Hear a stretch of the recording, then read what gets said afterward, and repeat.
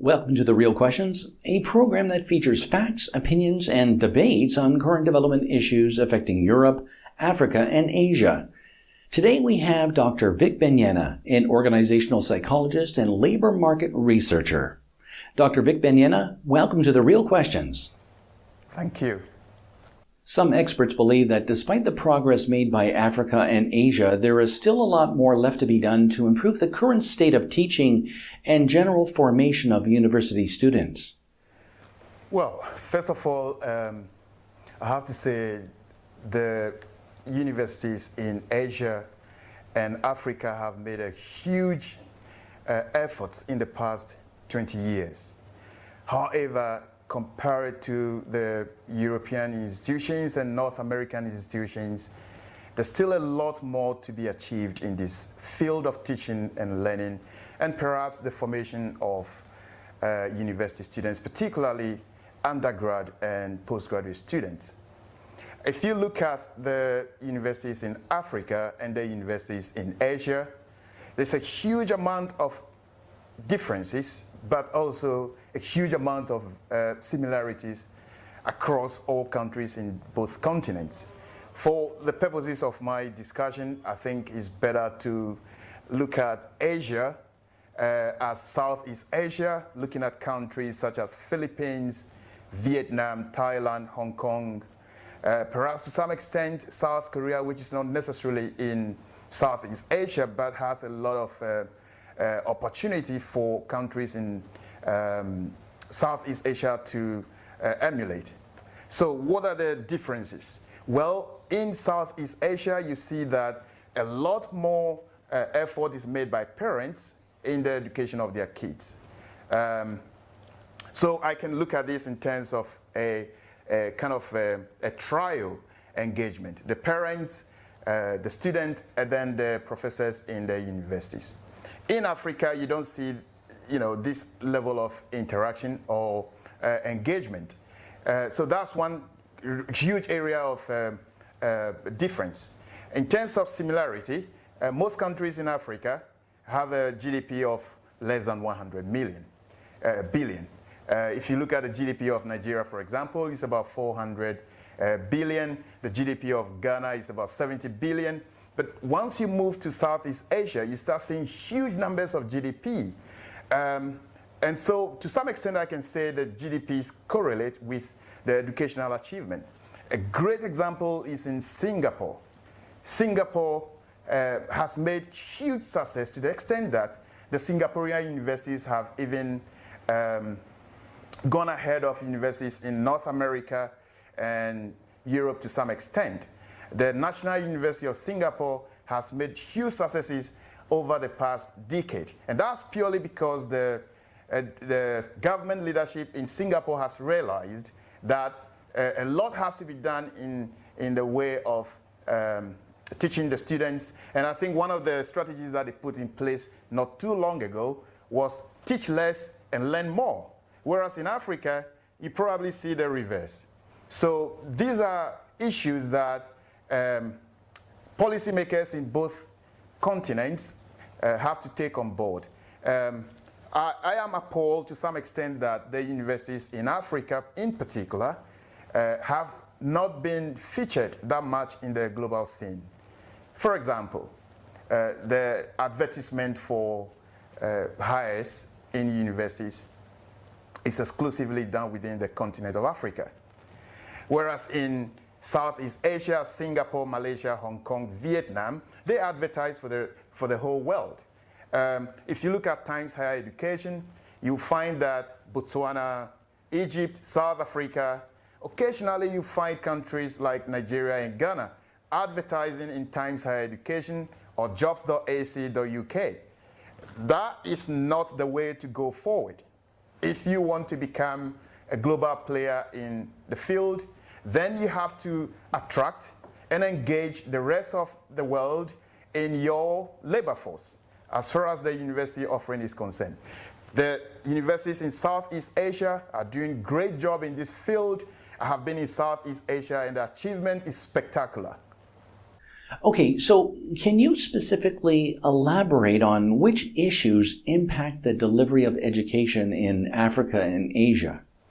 Yeah, I can attempt to look into some factors that potentially affect the delivery of education, particularly in higher education. I will start with Africa. It's a little bit misleading to categorize all the institutions in Africa as either falling under what we would call low performance or mediocre performance. It's also very misleading to say that they are doing the best under the current circumstances. I write in my book something I call weak teacher, weak student relationship. So when you have teachers that have gone through a process that is not very rigorous, the output of those teachers is also going to be not very rigorous. So there's kind of a regress in this area where you have a weak teacher who was trained through a weak process becoming the person, the guru who is teaching the future generation. So this loop doesn't stop. It's a very sad situation, but this can be blamed on both the availability of infrastructure, the government funding, as well as the attitude towards teaching in Africa, or sub-Saharan Africa to be precise. If you look at the other issues such as infrastructure, electricity, a lot of countries in West Africa, for example, continue to suffer from power cuts all the time. And the governments are powerless to deal with this power crisis. These are big issues that impact on educational delivery in Africa. So to look at the whole thing as a system, you have infrastructural problems, you have attitude problems, you have government level of corruption that is not acceptable in any shape or form. Then you have the students themselves who are not engaged globally. So their worldview is mainly in Africa. And it's the elephant in the room that the best examples in the industry are not necessarily from Africa. So maybe we have to start looking outside the box and start focusing on what best practices we can find from the rest of the world. In terms of Asia, again, we have a huge population crisis in Asia. I call it crisis because it does have an impact on how education is delivered. So if you look at Vietnam, for example, with a population of approximately 100 million, then it's going to be extremely difficult for the government to provide the appropriate infrastructure to deal with proportionate education for all the population. So there is an issue there. Singapore doesn't have a population problem. They have a population of about 6 million, so that's okay. And therefore, the reason why Singapore perhaps is making huge strides. But then if you look at countries such as Cambodia, Thailand, Philippines in particular, also a population of about 100 million, and a very unique country with several islands, you can have issues with delivery. You can have issues with educational performance. But still, Philippines has made huge achievements. Filipinos are all over the world in all sorts of industries, tourism and hospitality, education, healthcare. But we find much less amount of Africans in the global labor force. And this is something that I would wish that changes over the next few decades. What about the demand side issues relating to university graduates? Are there potential issues in this area? To a large extent, yes. Traditional economics teaches us that in the goods market or in the product market, the demand side comes from the household, comes from the consumers. Whereas in the labor market, the reverse happens. In the labor market, you find that the demand side comes from the industry. The companies, the firms, the organizations are the ones that demand your labor.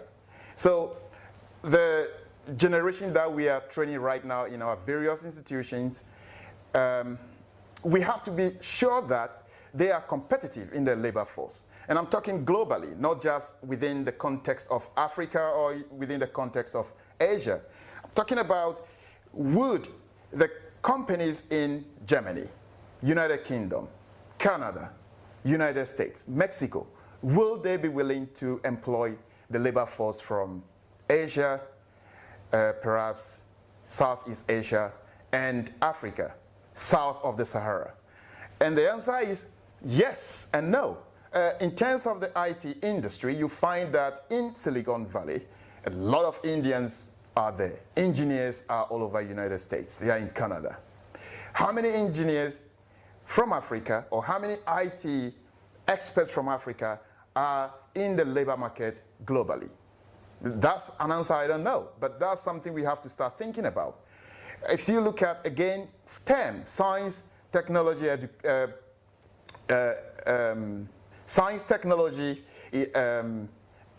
what was the E? I can't remember. And mathematics, engineering and mathematics, yes. Engineering and mathematics. The Singaporeans, the Indians, the Malaysians, the Hong Kongese, the Vietnamese, followed in that order. They are making great efforts in this area. So maybe it's important that in Africa, south of the Sahara, the government puts in strategies that allow the institutions to provide this STEM graduates so that they can be much more competitive. Because that's how the world is going to be in the next 20, 30 years. We will move away from human labor, and we will be dealing more with artificial intelligence. And artificial intelligence doesn't come from the social sciences. It does not come from history, doesn't come from sociology, it doesn't come from anthropology, it doesn't come from archaeology. I'm sorry to mention these subjects, but the fact is that if you look at how the labor force is structured and actually how this labor force affects the production of goods and services, the delivery of service, if we talk of artificial intelligence, we are moving towards psychology, we are moving towards science, we are moving towards mathematics, engineering, and things like that. So those are the areas that the African institutions have to prioritize. If they decide to continue teaching the rest of the subjects, it's okay. My idea is not to get rid of all the subjects that I've mentioned a few seconds ago. My idea is to increase the number of students going to STEM more than anything else, because then that will increase our productive capacity, it will increase our awareness as far as the rest of the world is concerned, and potentially increase the GDP in Southeast Asia as well as the South, countries south of the Sahara Desert. So those are my takes on this particular question. Obviously, you have worked in different parts of Asia and the UK. So what are the lessons that you have learned across different parts of the world that can help in transforming the current offerings in tertiary education? Well, that is not an easy question, because the educational policies of each and every country is informed by government policy. So these differences that we can see in Europe, Asia, and certainly Middle East are very different from each other. In United Kingdom, the emphasis is on research-informed teaching. So the professors are meant to do research in the area of their expertise and then use this knowledge to inform their teaching. We see a lot less research coming from the African continent, although I have to congratulate my colleagues in Africa for working under very difficult situations to produce the level of research that they produce in peer-reviewed journals. Asia is taking the lead. China produces a huge amount of research. And so you can see that China slowly is catching up with the West, followed by some other countries in Asia. But then Africa still needs to join this wagon. It's very important that the academic freedom that is provided by institutions is utilized in a form that allows professors, academics in all institutions to produce unquestionable research that will help them to teach their students in a much better way. In Europe, business schools are now moving towards online offering. And now, we have the COVID-19 crisis. How are the universities in Africa able to cope? Or how will they cope in the future if the pandemic continues to last longer than it is currently lasting? So these are very difficult questions for professors in all over the world to answer, and also decision makers in universities to find different ways to navigate the terrain of the COVID-19 crisis. But also, it is quite important that the universities in Africa don't continue to think that there is a particular way to do things in Africa, because this seems to be the conversation that I hear sometimes when I speak to people, that this is Africa and things have to be done differently. No, education is education. It doesn't matter where you get it. Unfortunately, some of these people who say these sort of things have also been to Europe. They have studied in Europe, but then they go back to Africa, and the conversation that they have normally is, well, let's do things in an African way. But then how do you teach mathematics in an African way? How do you do science in an African way? And if those things about African culture of educational delivery are the best in the world, why aren't we able to produce a huge amount of inventions? How many things have we invented so far in Africa? How many things have we invented in Asia? To some extent, Southeast Asia.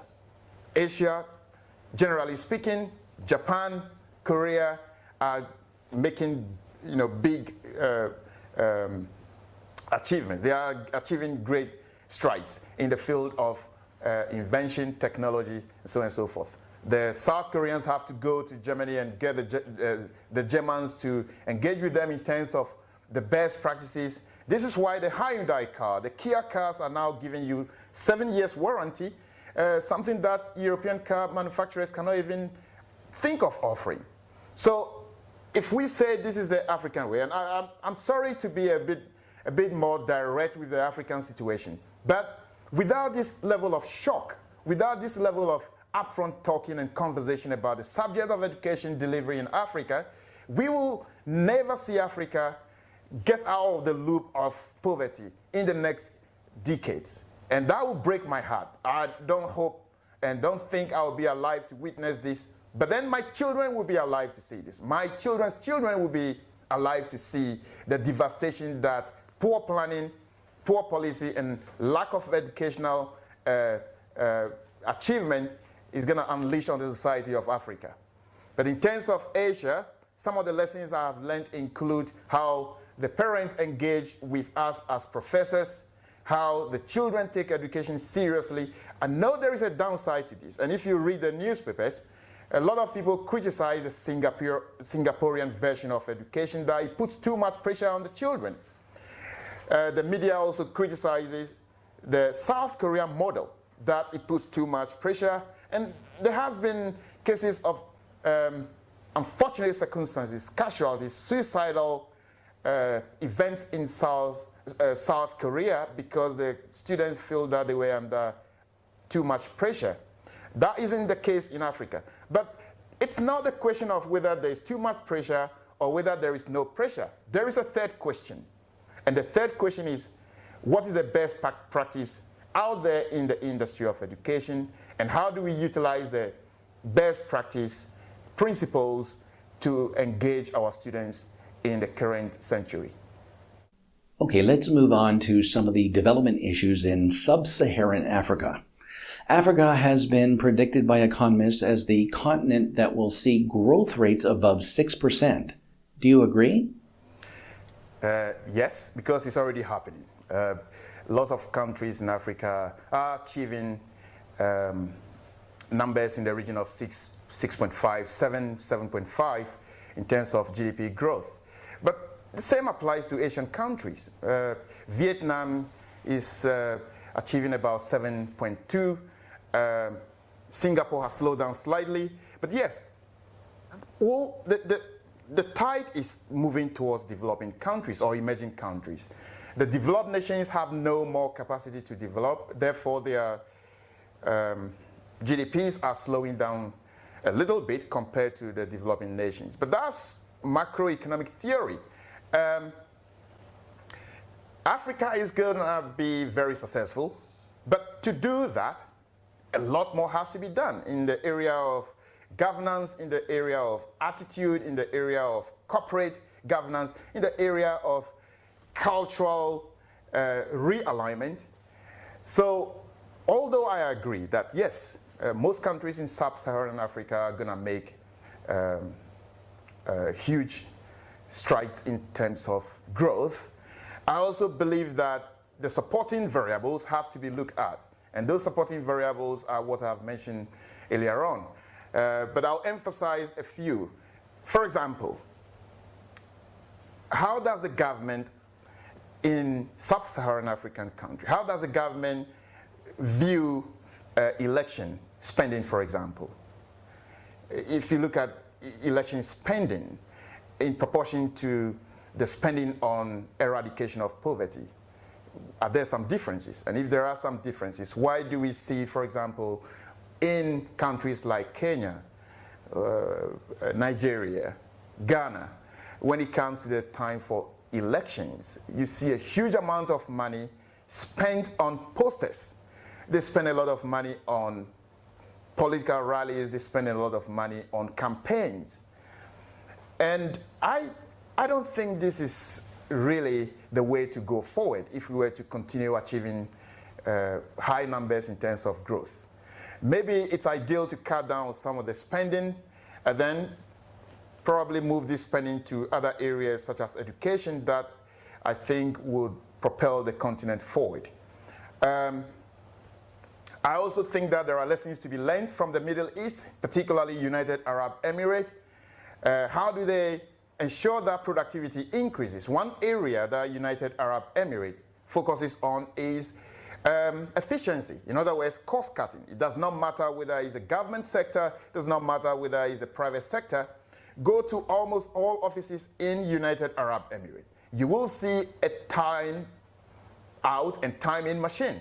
And this time in and time out machine regulates the movement of employees, because the employer cannot necessarily trust that employees would be able to behave in a particular way. So instead of just using the traditional method to achieve this, what countries like Singapore and also United Arab Emirates, and I believe there are other countries out there, is to ensure that your attendance is recorded.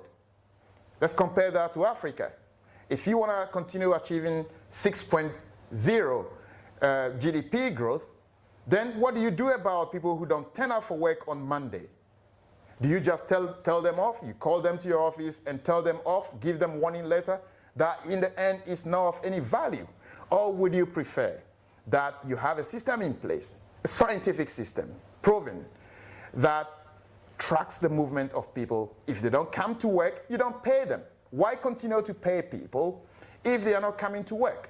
And one of my strongest opinion about the COVID-19 is, whilst a lot of organizations have laid off their staff, and I don't particularly like that, because then that has an impact on the macroeconomic of the country.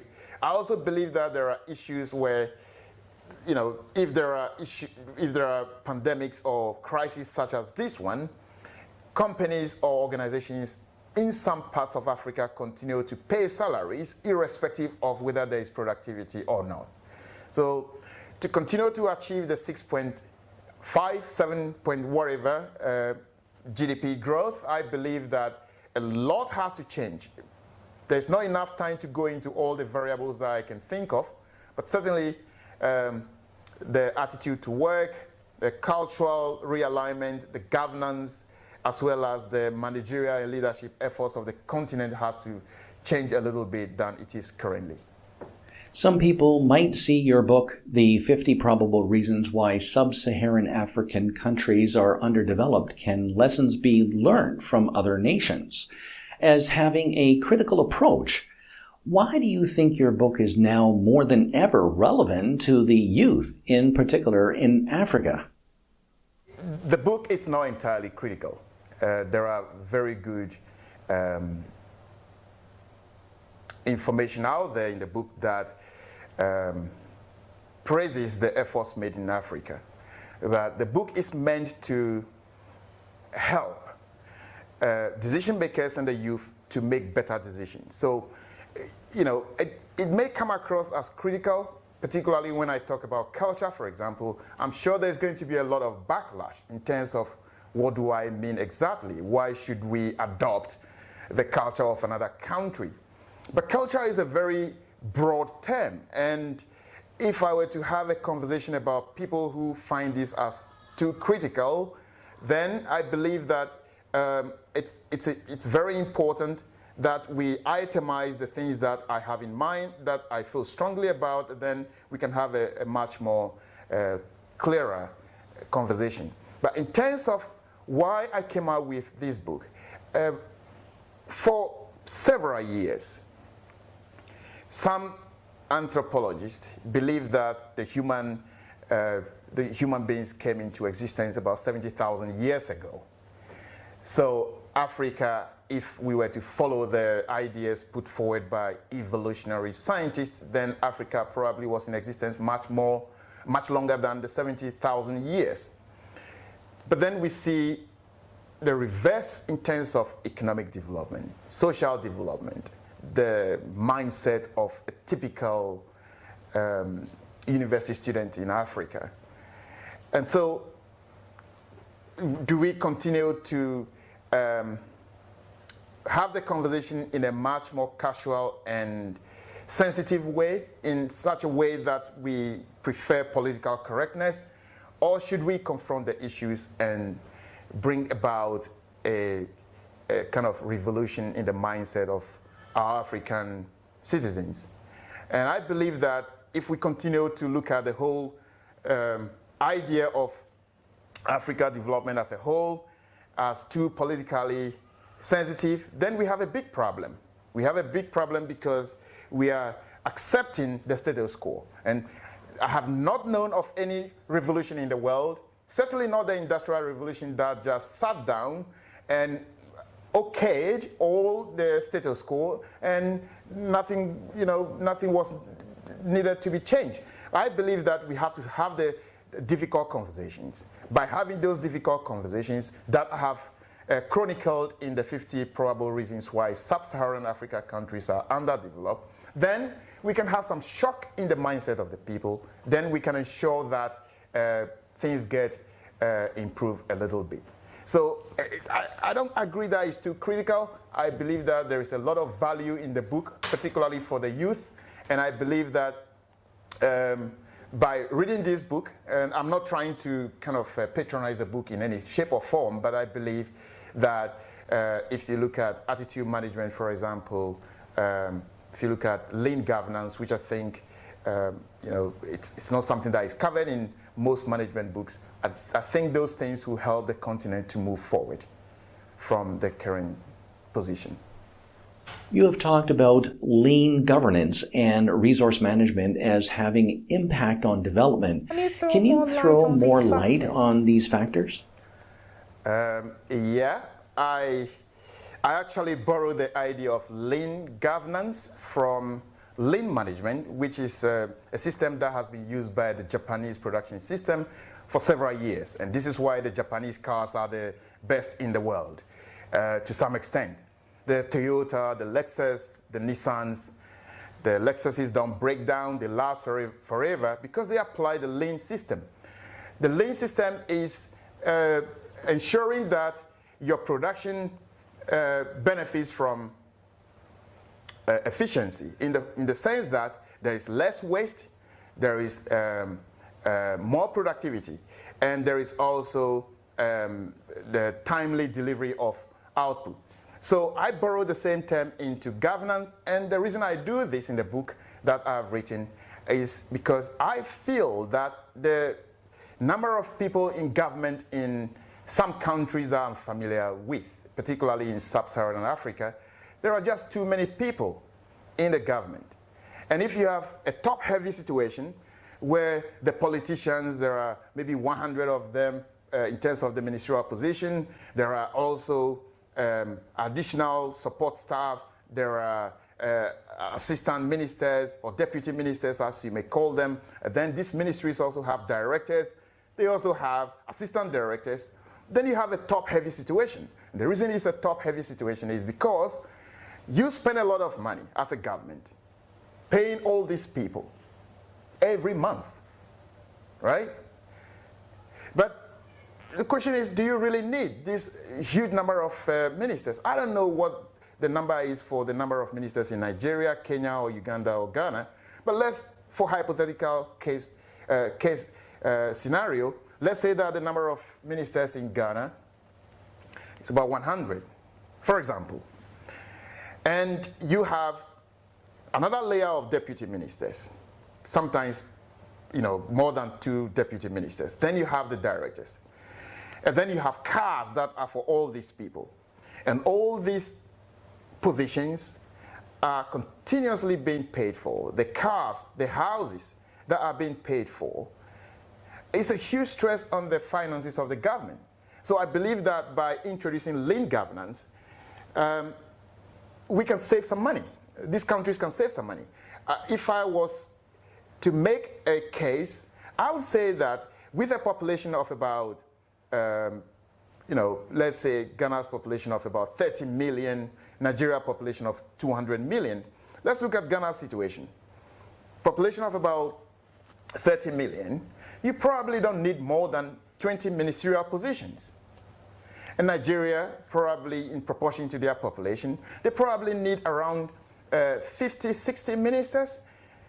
The idea is to combine some ministries together. So why don't you combine the Ministry of Fisheries and Agriculture with Ministry of Road and Transport, for example? What is the Ministry of Road and Transport doing particularly well in some of these sub-Saharan African countries, such that the road network is superb to propel productivity? Why is it that there has to be another ministry called Information Ministry, which cannot be combined with, say, Ministry of Interior, for example? Why all this split? And why isn't the decision makers thinking of reducing the number of ministerial capacity? Why isn't conversation being had on this particular subject? So lean governance in essence would be that trim down all the positions and save some money and use these savings to develop your countries. That would be my idea. I know there is a lot of, there's potential for a lot of people to come back to say that, oh, Africa has a very difficult situation, therefore they need more ministers. But we know the conversation about whether we need more or we need less can be had in probably a different interview. So how exactly does your concept of lean governance work, and why hasn't several sub-Saharan African countries adopted this approach so far? Well, it's a hypothetical situation that I have thought about, but I think that would be meaningful.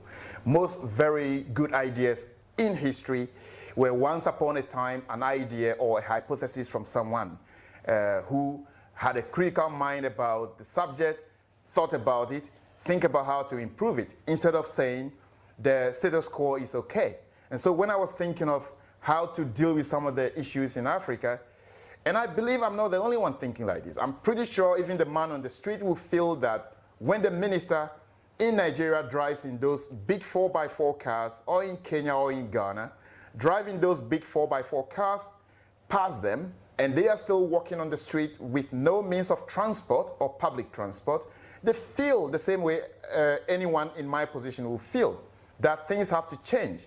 So then we have to ask the question, if things have to change, then which areas of our society, or the African society, or the Asian society has to change?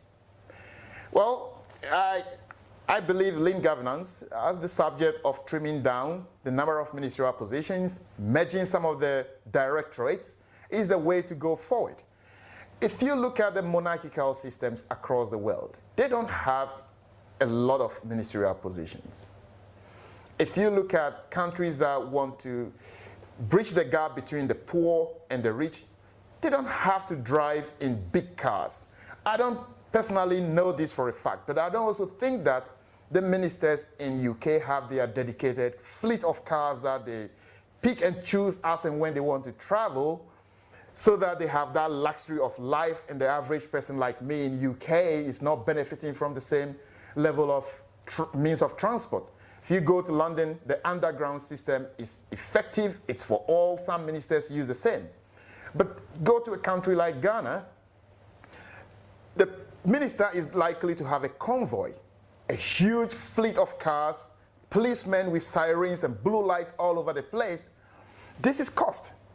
And so if this cost affects the growth, which we talked about a few minutes ago, in terms of GDP going beyond 6.0 and so on and so forth, then maybe we have to cut down on this unnecessary spending on governance, which also includes the spending on political rallies, the parties not being effective, but they are elected because they go down the electorate and giving them money, bribing them to vote for them so that they continue to be inefficient.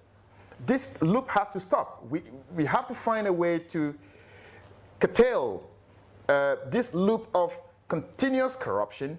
I hate to use the word corruption in my conversations, but I think it's the elephant in the room. We all know what the situation is. We just don't like talking about corruption because it's politically sensitive. So yes, a lot has to be done in terms of trimming down the cost. And I have given some examples earlier on that Ghana, for example, does not need more than 20 ministerial positions. If that's the case at the moment, then I take back my word. But if that's not the case, then something has to be done by the decision makers to ensure that they follow what is happening in other countries. I'll just make one little point about this lean governance. Those of you who travel to United Arab Emirates, you will find that there is a kind of uniform policy such that even the ministers wear the same, they call it kandora, yeah? And if they are women, they wear abaya, you know, the long white dress. Everyone wears the same. They're trying to bridge the gap between the people who are governing and the people who are being governed. This is one clear evidential, thing you can see when you go to a country like that. But you see the opposite. You immediately can know in Africa who is a minister and who is an ordinary person. So that gap between the people in government and the people who are just ordinary people need to go away as soon as possible. Not necessarily in terms of how people appear on the streets or in front of cameras, but essentially in terms of spending, in terms of government positions, that has to be, be reshaped in one way or the other. Dr. Benyena, you have written on labor market irregularities. What are the key factors impacting on the labor markets in the developing world and the world at large? Yes, the labor market has always suffered from irregularities. One of the issues that we study in macroeconomics is unemployment, and unemployment can occur, as we know, because people have lost their job in a particular industry that is no longer needed by society, and this group of labor has to move to another sector. This is structural unemployment. So if you don't have skill in one industry, but you have lost your job in this industry, then moving to another industry is going to be a little bit difficult. For example, if you train as a coal miner and there is no more need for coal in your country or in the world, then you become unemployed immediately. And to retrain to become an IT person is going to take perhaps 3-4 years, depending on your existing level of education. So this is one level of irregularity. And with the COVID-19, we're going to see a lot more irregularities in the labor market across the world, but more importantly in the subcontinent of Africa and Southeast Asia, where the educational forms that we've had for the past 10 to 20 years has not prepared students to be versatile. They are not versatile in the sense that they cannot swap from one industry or organization to the other. There are a lot of irregularities in some institutions in Africa such that the teachers, for example, in sub-Saharan Africa, were not trained as teachers. They were trained as either a science student in, say, a university, University of Legon, Abuja University, or University of Lagos, or Makerere University. They were trained as scientists. But because of irregularity in the labor market, and this irregularity is because there are no jobs for the scientists. The African organizations are not producing cameras, they are not producing TVs, they are not producing cars. And so to train a scientist who goes out into the labor market but finds nothing, the ultimate is to resort to teaching. And so that's a big irregularity. I'm not saying this doesn't happen in other parts of the world. Of course, in the United Kingdom, that might be the case. And I know there was a program in UK called Teach First. And that was to retrain people who have previously been trained as either a purely science student. They probably have done BSc in agriculture or BSc in physics, to train them so that they become a teacher. But that's not because the labor market itself is irregular. It is because there was a shortage in the industry of education, and the government of United Kingdom decided to regularize this shortage, so they introduced this policy. But it's the status quo in Africa. It is the way things are done. A lot of university graduates are produced in Nigeria, Togo, Senegal, Ghana, only to realize that there are no jobs. And so why are the universities not changing their policies regarding how to train their university students? Why are we not moving to STEM? I talk about science, technology, engineering, and mathematics earlier on. Why are we not moving towards that faster than we are currently doing? Why will university students go into a university? Because they have no other option. They want to be seen as graduates, but graduates with what skills? What do you have the right attitude to work in Germany if you're coming from Africa? Do you have the right organizational acumen to work in Singapore, Malaysia, South Korea, Japan? Or are you going to resort to the I'm kind of hesitant about talking about it, but that the global market is racist towards Africans. I mean, I don't see it that way. I think if an African has all the skills that are required by Kia company in South Korea, Kia would want to have them. And I believe that if Japan Motors find a very good skill from Africa, why not? But this doesn't come at the individual level. It comes at the wider national level, where the governments have to start thinking more about STEM. They have to start thinking about the future subjects.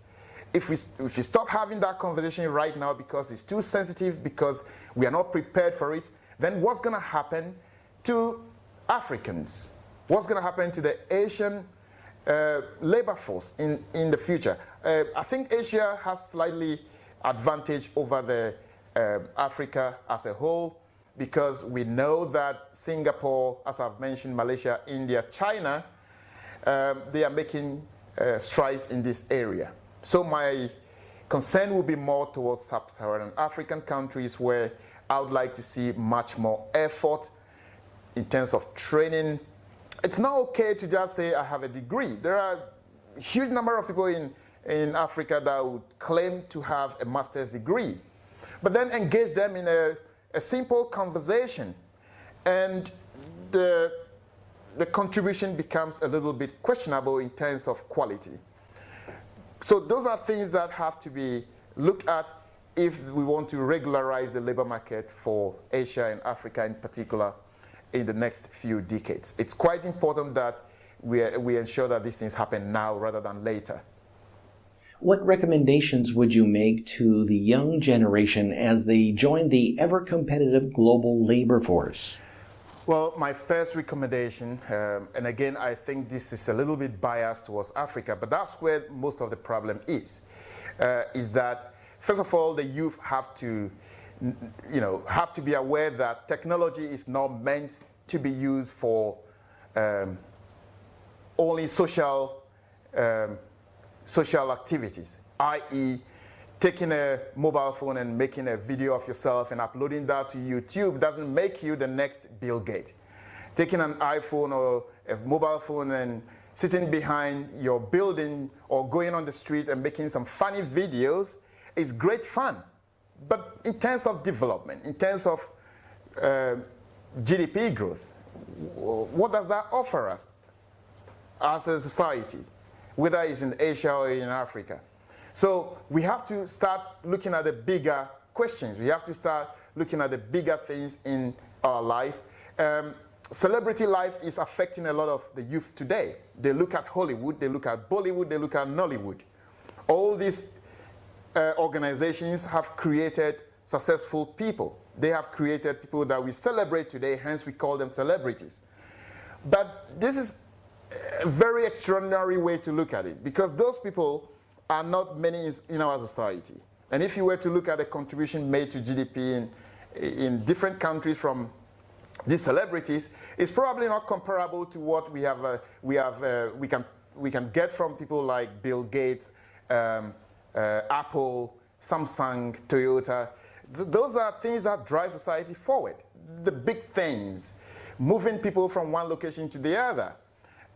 So the idea in these continents have to change, the mindset, such that people stop favoring celebrity life and they prioritize achievement, responsibility, and commitment to organizations. But in addition to that, the attitude towards work has to change.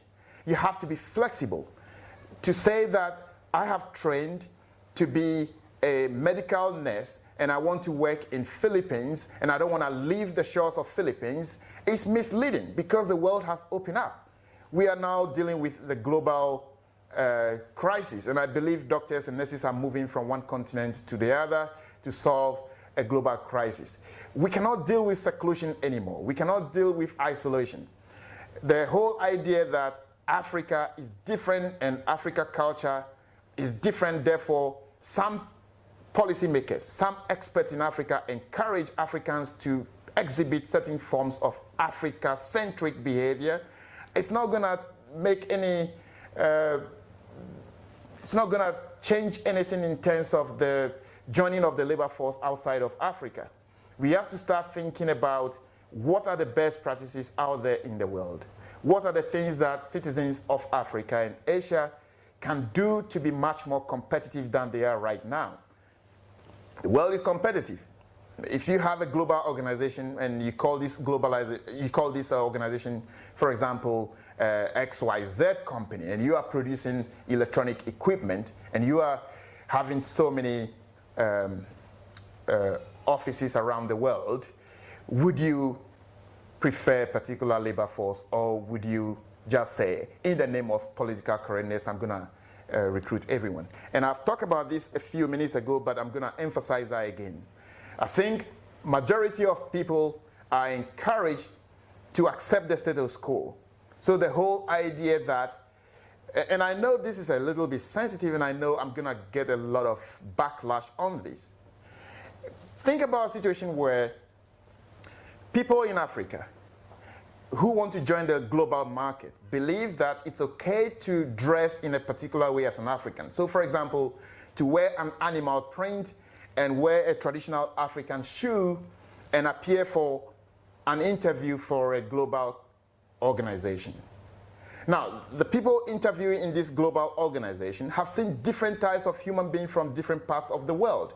You don't have to shout them by what you wear or the way you present yourself as an African for them to want to recruit you. You have to present yourself as someone who is capable, responsible, have the right attitude outside of your culture to be favored by these industries or organizations. So the whole idea of my culture is strong, my culture is good, my culture is African, Therefore, I want to shout to the whole world that this is my culture. I don't think a lot of countries out there or societies have made gains by exhibiting their cultural artifacts or cultural representation outside of their country in order to achieve anything, except for a few countries like India and China, where the food is very important part of the culture. Therefore, it doesn't matter whether you are in California, Manchester, or Liverpool in the UK, you will still want to buy Indian curry or you want to buy Chinese food. But how many of the Ghanaian or Nigerian or Kenyan food are being sought after in the same proportion as Indian food outside of Kenya, Ghana, or Nigeria? I'll leave that as something that a lot of people will start thinking about when we talk about culture as being of essence in the labor market for the future. Dr. Vic Benyena, thank you very much for your time. Thank you for having me. And that's our program. Thank you for joining us. See you next time.